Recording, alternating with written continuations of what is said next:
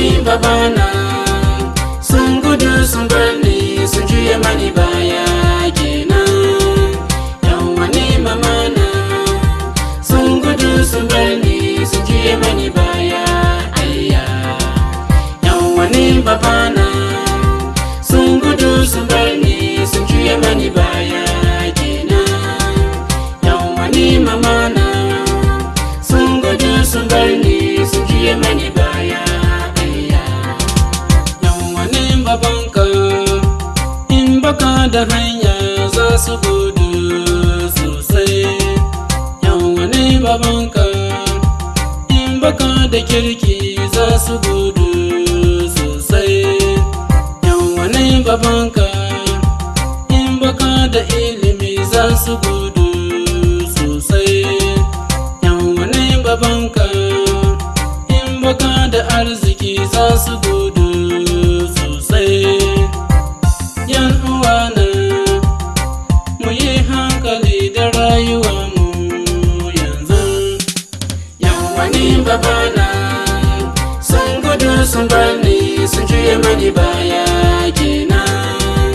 Yan wani mamana sun gudu sun bar ni sun juya mani baya ayya.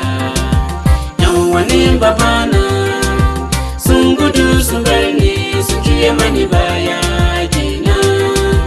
Yan wani mamana sun gudu sun bar ni sun juya mani baya ayya. Yan wani babanka in kana da hanya za su soka sosai. Yan wani babanka in kana da kirki za su soka sosai.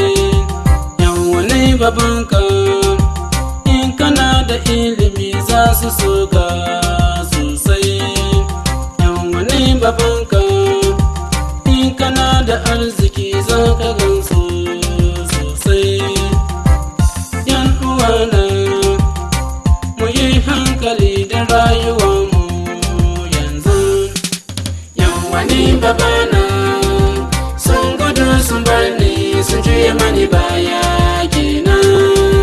Yan wani mamana sun gudu sun bar ni sun juya mani baya ayya.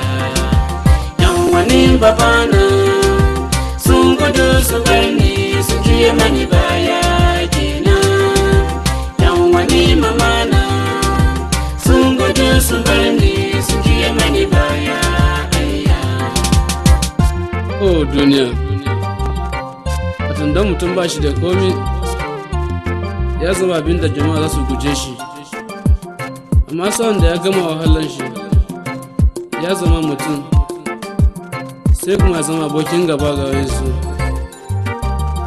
Wayansu suna so su yi taimako amma ba su da hanyar shi, wayansu kuma ba su so su yi taimako don kar gobe ka fi su. Shi yasa littafi ta gaya mana da cewa da mai arziki zai ga mulkin sama, ga ramatar kafan rakumi tafi bakin allura.